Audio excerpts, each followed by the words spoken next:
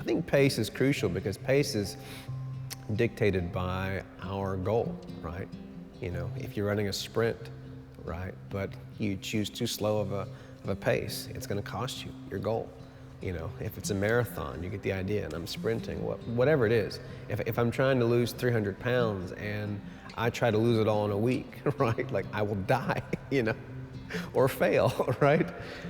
You know, pace is set by goals. And I think when it comes to our faith, you know, we are trying to run a lifelong race here. It is a marathon, and I know it's trite and silly to say it that way.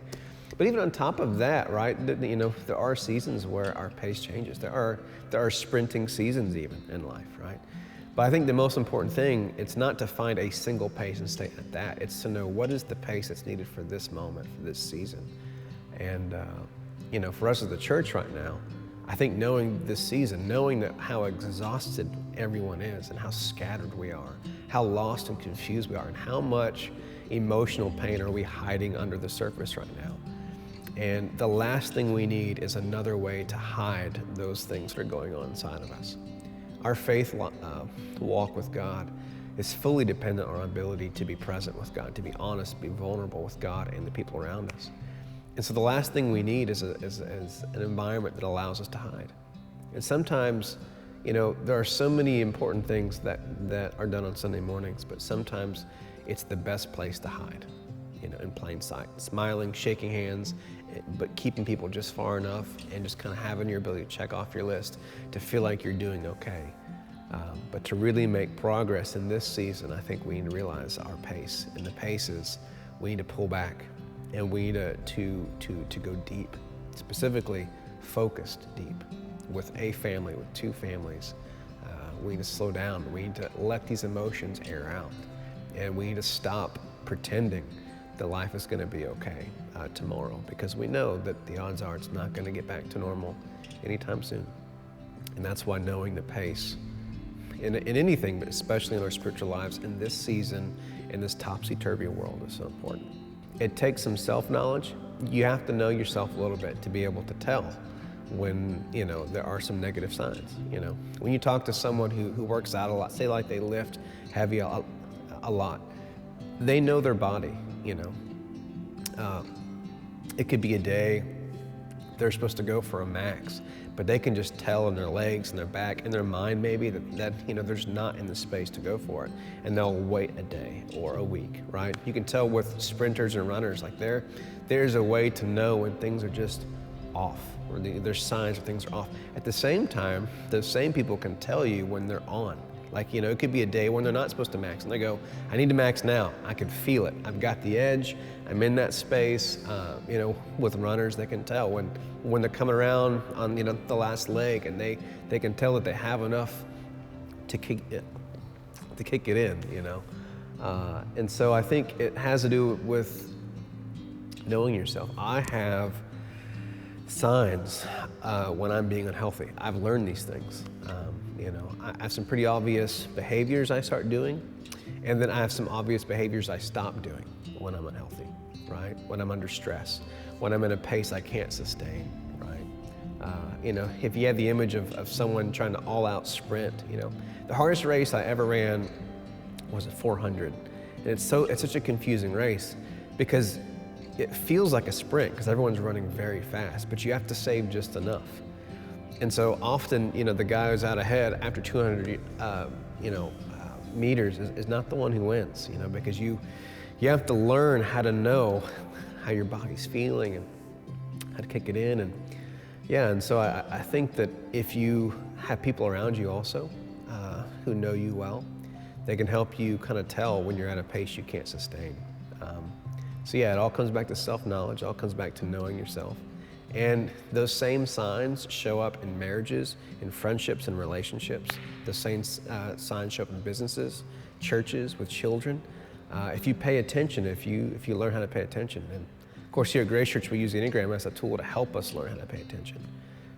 But there are signs that will always tell us when we're at a pace that's about to lead us to pain and to failure. As much as we are trying to push and to re-engage in small groups and the importance of tables. I don't want you to think for a second that I don't believe that our corporate gatherings are not important, because they are.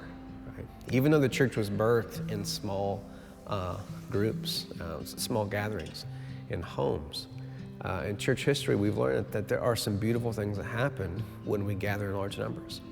And it doesn't have to be in the church world, right? If you've been to a great concert, if you've been to a good comedy show, if you've been to a space, New York City, where you can feel the energy, there's something kinetic for human beings to be with other human beings in unity.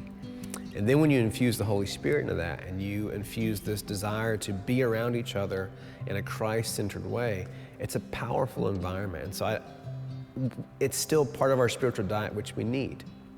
Now, what I've been saying is, it's the part of our spiritual diet that we need less of right now, right? We still need it, but I think we need less of it. And so, I feel like the rotating, it allows us to get kind of our spiritual diet of both things that we need. Sometimes we need a public space to be encouraged by the giftings, to enjoy the worship, and to laugh in the sermon, whatever, and to kind of hide a little bit, because sometimes the emotional work of being vulnerable and close to people can be a lot sometimes. And so I think it's good to alternate, and also just the practicals of it, right? Sometimes it's hard to kind of figure out a menu for each time that you meet together. Or if you are someone who can't have someone over, without having the house clean, sometimes it's exhausting if you have to clean the house every week, things like that. And I just feel like it's a good rhythm for us to find right now. But honestly, I also want you to feel freedom, to find the rhythm which is good for you and for your table group. And I don't say that to be a cop-out. Oh, it's just too much to do the tables in the church. We're just going to come once a month. That's not what I mean. I mean, if you are sold out to prioritizing your spiritual health, and if you and your table want to come to service and do tables every week, that's fine. If you want to go 2 on, 2 off, that's fine. But if you're fully engaged, then I think it's good for you guys to find a pace that works for you. And if the tables are draining, I encourage you to kind of look at it. Are you putting too much in to prep in the house? And are you trying to make the meals fantastic? This needs to be simple and sustainable. The focus is on each other. The focus is on Christ. It's not on having a perfect home or trying to entertain everybody. I don't want your focus to be there. If you begin to feel like tables is a pace you can't handle, I really want you to evaluate how you're doing it. It needs to be simple and easy.